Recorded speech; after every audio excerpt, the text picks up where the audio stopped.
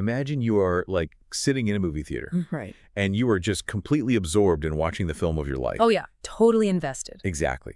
The colors are vibrant, the soundtrack is swelling, and you are entirely locked into the narrative. Then suddenly the projector just snaps. Oh, wow. Yeah, the light cuts out. Sound stops cold. And you are left sitting alone in the pitch-black auditorium, just staring at a blank screen forever. Just an endless, silent stretch of dark. Right. It is how almost all of us, whether you are fiercely religious or a staunch atheist, it's how we secretly picture death. We imagine it as this terrifying plunge into an eternal dark void. It really is the ultimate unknown. And that specific image of the dark theater, it's incredibly persistent. I mean, even people who claim to have completely secular, rational views of mortality, they still fall back on this imagery of a lingering darkness. Right, like there's some part of us that stays behind to experience the emptiness. Today, our mission for this deep dive is to completely dismantle that terrifying image of the black abyss. Which is a huge relief, honestly. It is. We are going to explore the mind-bending reality of what actually happens to our sense of I when consciousness is interrupted. To do this, we are pulling from two brilliant sources. Yes, very dense but very rewarding texts. Yeah. First, Thomas W. Clarke's foundational essay, Death, Nothingness, and Subjectivity. And then some rigorous philosophical excerpts from a text called Beyond the Bridge, Internalism and the Myth of Continuity. Both of which kind of blow up everything you think you know about being alive. Seriously. Oh. We are going to look at the biology of awareness, the philosophy of identity, and ultimately the physics of space-time to prove why that dark movie theater does not actually exist. Okay, let's unpack this. Let's do it. So starting with why that movie theater analogy is biologically and philosophically broken from the ground up. Yeah, the Clarke essay points out a subliminal trap that catches even the most brilliant analytical minds. Take the legendary sci-fi author Isaac Asimov, for example. When asked about his own mortality, he said he didn't believe in heaven or hell. He assumed there would, quote, just be nothingness. And the famous Harvard philosopher Robert Nozick made similar claims, stating that after this life, there is nothing. Right. The novelist Anthony Burgess is another great example from the text. In his memoirs, he was dreading the end, describing it as approaching blackness. Well, approaching blackness, right. Yeah. And Winston Churchill famously called it black velvet. They were, raging against the dying of the light, as Dylan Thomas would put it. What's fascinating here is how our language covertly tricks us into imagining a surviving subject. We talk about entering the void or, fading to black. Like it's a physical place. Exactly. We treat nothing as if it were a positive condition. Like it's an actual destination or an environment made of empty space and darkness that you can literally fall into and experience. That is the core fallacy Clarke identifies. It is the error of reifying nothingness. Reifying. So turning an absence into a presence. It's like we are trying to paint a picture of a perfectly transparent window, but we are using black paint to do it. That's a great way to put it. We project a ghost of ourselves into the future to witness our own absence. But if nothing truly doesn't exist, it has no properties, it has no duration, no color, no dimensions, you cannot go into it. Because there's no it to go into. Exactly. The Greek philosopher Epicurus isolated this logic thousands of years ago with a brilliant maxim. He said, when I am, death is not, and when death is, I am not. Wow. Okay, so as long as I'm here generating experiences, death isn't present. And when the biological mechanism of my brain stops, I am simply not around to experience the stopping. Right. To be sitting in that dark movie theater, witnessing the broken projector, that requires a witness to still be in the seat. Oh, that makes so much sense. Since death is the total removal of the witness, you simply cannot experience the void. And that realization alone is a profound paradigm shift. It completely removes the terror of eternal darkness. It does, but it also creates a massive vacuum in our understanding.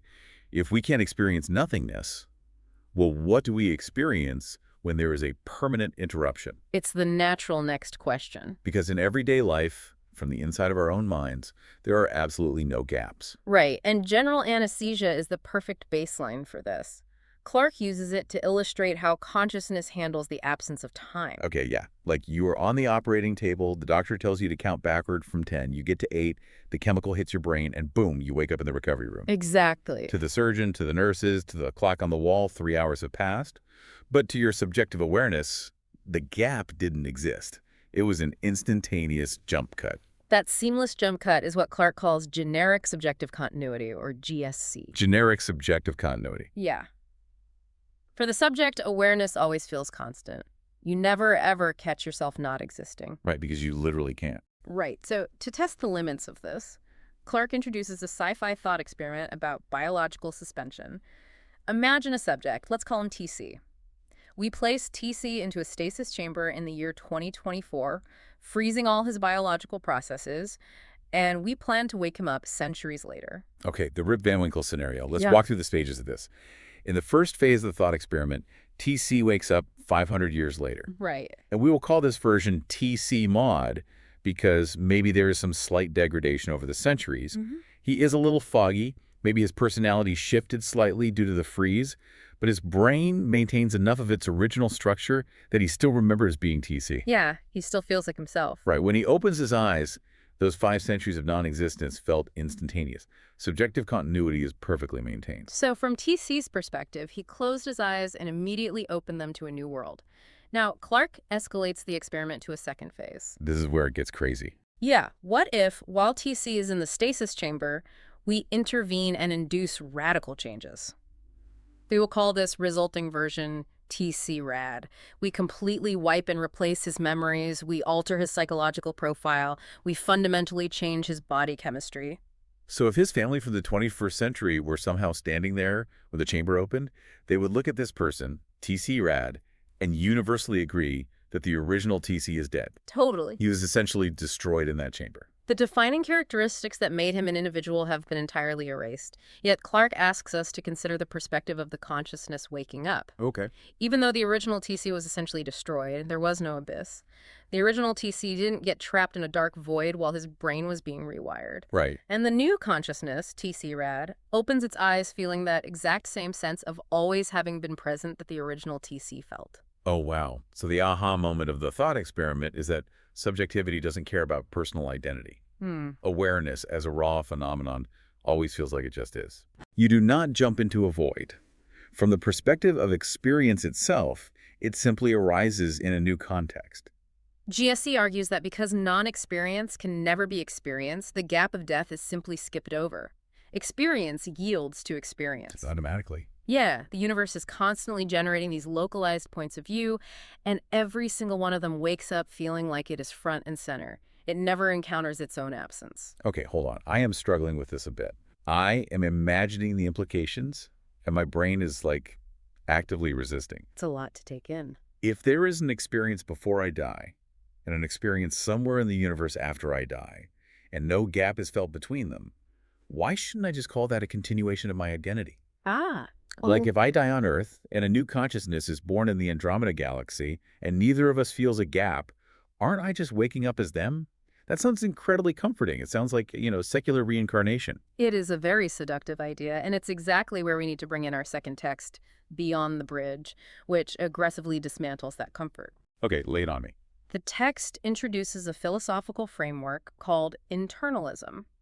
Internalism completely agrees with Clark's fundamental premise, that only experience is experienced. There is no dark void. Good, so we agree on that. But it firmly rejects the leap you just made, that a lack of an experienced gap automatically acts as a bridge for a personal soul to cross. Oh, let's pull apart a crucial quote from the text.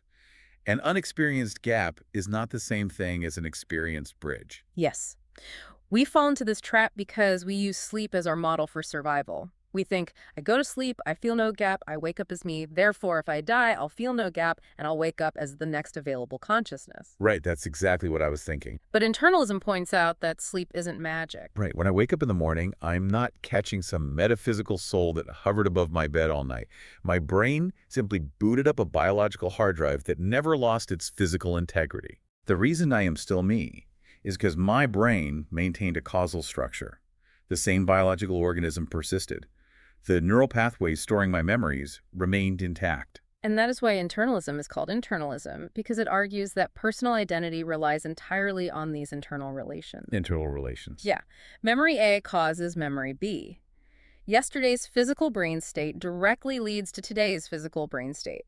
Sleep is just a case of ordinary biological conditions surviving an unexperienced interval. Okay, I see. If you permanently sever those internal physical ties, which is the definition of death, then the fact that another experience occurs somewhere else in the universe has nothing to do with you. Man, here is where it gets really interesting. If we try to cling to the comfort of generic subjective continuity, if we insist that I do become that next experience, we have to explain the mechanism. Right, how does it happen? We have to invent a metaphysical baton, or like a hidden conductor. If consciousness is tied to these localized physical brains, what invisible force secretly grabs my identity at the moment of death, carries it through the dark room, and shoves it into the next available body? This raises a really important question, and to expose how absurd the idea of that hidden conductor is, the text offers the multiple futures problem. Oh, this one is great. Imagine a universe where one conscious being dies. Moments later, 100 new conscious beings are born.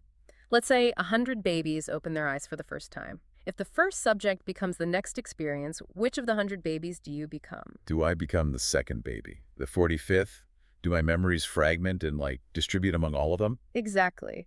If your identity requires a selector mechanism to pick which branch of the future to follow, you have smuggled a supernatural soul back into a supposedly secular biological framework. You're cheating the system. Yeah, the text refers to this as metaphysical luggage with no handle.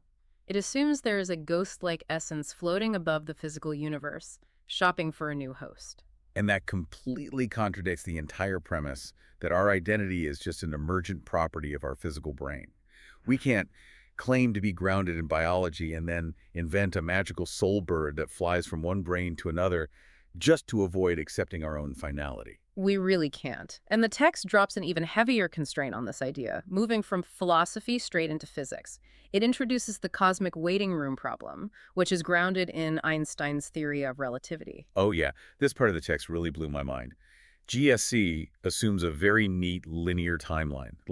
There is my experience, there is a gap, and then there's the next experience in the universe. It relies entirely on the concept of a universal now, but relativity dismantled that over a century ago. Right. Because the speed of light is finite, and because space and time are interwoven into a single fabric, time is relative to the observer's frame of reference. Depending on your velocity or the gravitational field you are in, the sequence of events changes. Right, so if two supernovas explode in different galaxies, an observer on Earth might see them happen at the exact same moment. Yep. But an observer traveling on a ship at near light speed would see one happen years before the other.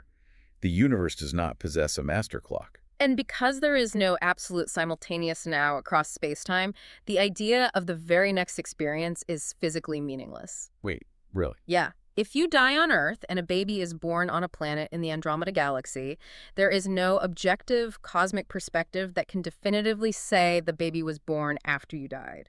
The sequence depends entirely on where you are observing from. Oh, wow. So without a synchronized cosmic clock, there is no universal queue in which your identity can take a ticket. There is no cosmic waiting room where your consciousness waits its turn to pop into the next available vessel.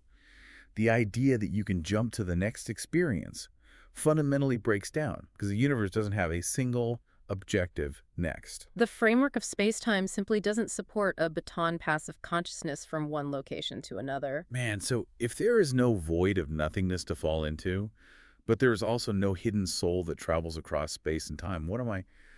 If you're listening to this deep dive right now, driving your car, doing the dishes, how should you conceptualize your own existence? The internalist conclusion synthesizes this beautifully.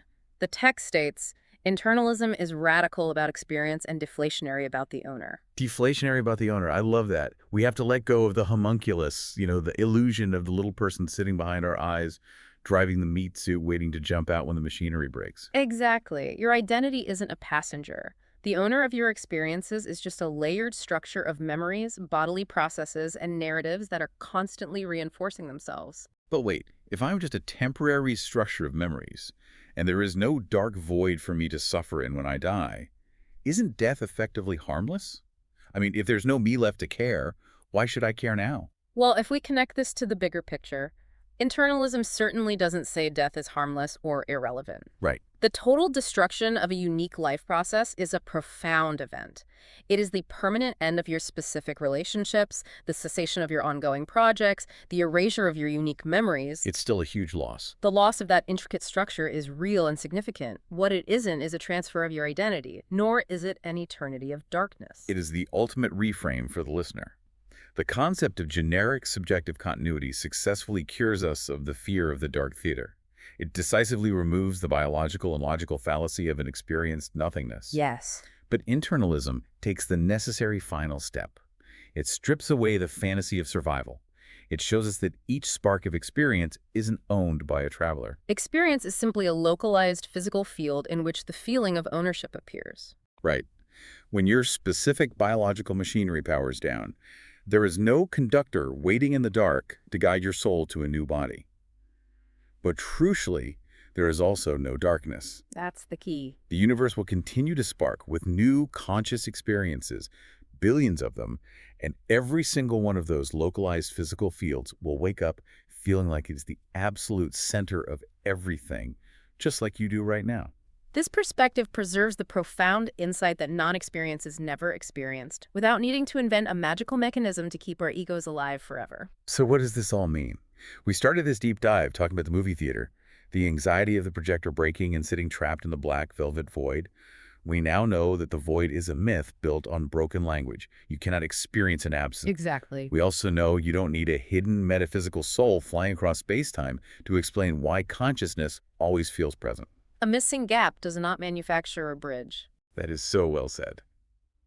Before we wrap up, I want to leave you with a final thought to mull over. Building on this realization that your identity is just an internal relation of memories and causal links, rather than a permanent passenger. Think about your actual life right now. Think about who you were at 5 years old. Think about the person you were at 15. Oh yeah. Over the decades, you have shed profound core beliefs. You have entirely forgotten vast stretches of your childhood. Your body has metabolized and replaced almost all of its cellular structure. You've entirely shifted your personality. If identity isn't a permanent, indestructible soul, but just a fragile, constantly updating chain of memories and physical states, aren't the drastic changes you go through during your life their own kind of death and rebirth? That's a fascinating way to look at it. You are already surviving radical transformations every single day. The person you were a decade ago is biologically and psychologically gone, but experience didn't stop. You don't have a magical conductor ferrying your soul from yesterday to today. You just have the biological bridge of your brain holding the narrative together as best it can. While the projector never breaks. Because the movie isn't about the theater. The movie is the light itself.